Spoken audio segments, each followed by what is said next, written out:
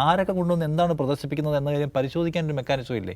ഒരു സ്റ്റാൾ ചോദിച്ചു കൊടുക്കാൻ ഒരു അമ്പലപ്പറമ്പിലെ ഉത്സവമാണ്. യൂണിവേഴ്സിറ്റിയുടെ കോൺഫിഡൻസ് എന്തായിരിക്കും? നമ്മുടെ മോദിജി നായകനായിട്ട് നടത്തുന്ന ഒരു പരിപാടിയാണ്. ആ പരിപാടി ശകലം നമ്പറൊക്കെ ഇറക്കാമെന്ന് അവർക്ക് സ്വാഭാവികമായിട്ട് ഒരു ആത്മവിശ്വാസം ഉണ്ടാകും. കാരണം മോദി തന്നെയാണ് ഇത്തരം എന്താ പറയുക ഫേക്ക് പരിപാടികളുടെ തലതൊട്ടപ്പൻ. 1986 ഞാൻ അദ്വാനിജിയുടെ ഒരു പരിപാടിയുടെ ഡിജിറ്റൽ ഫോട്ടോ എടുത്ത് അത് ഞാൻ ഡൽഹിക്ക് അയച്ച് പിറ്റേന്ന് പത്രത്തിൽ കളർ പ്രിൻ്റ് ചെയ്തു എന്ന് അദ്ദേഹം പറഞ്ഞ ആളാണ്. എന്നോർക്കണം, അന്ന് അത് എന്താണ് എക്സ്പോസ് ചെയ്യപ്പെട്ടതാണ്. ഡിജിറ്റൽ ക്യാമറ എന്നാണ് ഇന്ത്യയിൽ ഉപയോഗിക്കപ്പെടാൻ തുടങ്ങിയത് എന്ന്.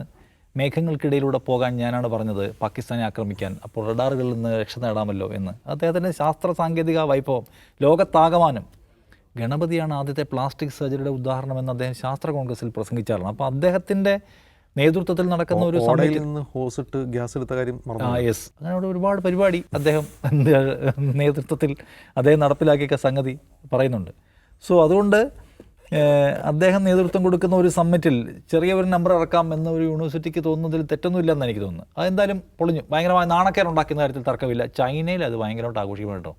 നമ്മളിവിടെ 3 ലക്ഷം രൂപയ്ക്ക് വിൽക്കുന്ന ഒരു സാധനം എടുത്ത് അവന്മാർ ഭയങ്കര നേട്ടമായിട്ട് അവതരിപ്പിക്കുന്നു. പണ്ട് ടിക്ടോക്ക് നിരോധിച്ചിട്ടുണ്ട്. യെസ്, അതുകൊണ്ട് അവർ നല്ല ഭയങ്കരമായിട്ട് കളിയാക്കാണ്. കാരണം അവരെ സംബന്ധിച്ച് അവർക്ക് ഭയങ്കര പുച്ഛമായിരിക്കും. കാരണം അവർ ലോകത്തെ ലീഡിങ് രാജ്യമാണ്. അപ്പോൾ അവരെന്നോ ഉണ്ടാക്കി ഒഴിവാക്കി വിട്ട ഒരു സാധനം എടുത്തിട്ട് നമ്മളിപ്പോൾ നമ്മുടെ ഒരു പ്രധാനപ്പെട്ട നേട്ടമാണെന്ന് രാജ്യത്തെ ഒരു പ്രധാനപ്പെട്ട യൂണിവേഴ്സിറ്റി സെല്ല് ചെയ്യുന്നു. എവിടെയാണ് നോക്കണം? ലോകത്താകമാനമുള്ള കമ്പനി സിഇഒമാരെയും അല്ലെങ്കിൽ റിസർച്ചേഴ്സിനെയൊക്കെ വിളിച്ചു വരുത്തി നമ്മൾ നടത്തുന്ന ഭയങ്കര ഒരു സമ്മിറ്റിനകത്താണ് ഈ അവകാശവാദം എന്ന് ഓർക്കണം. അതിൽ അജിംസ് പറയുന്നത് പ്രധാനപ്പെട്ട കാര്യമാണ്. ആരൊക്കെ കൊണ്ടുവന്ന് എന്താണ് പ്രദർശിപ്പിക്കുന്നത് എന്ന കാര്യം പരിശോധിക്കാൻ ഒരു മെക്കാനിസം ഇല്ലേ? ഒരു സ്റ്റാൾ ചോദിച്ചു കൊടുക്കാൻ ഒരു അമ്പലപ്പറമ്പിലെ ഉത്സവമാണ് സ്റ്റാൾ കൊടുക്കാൻ. അപ്പോൾ ആ പരിശോധന ഉണ്ടായിട്ടുള്ള ഒരു പ്രധാനപ്പെട്ട സംഗതിയാണ്.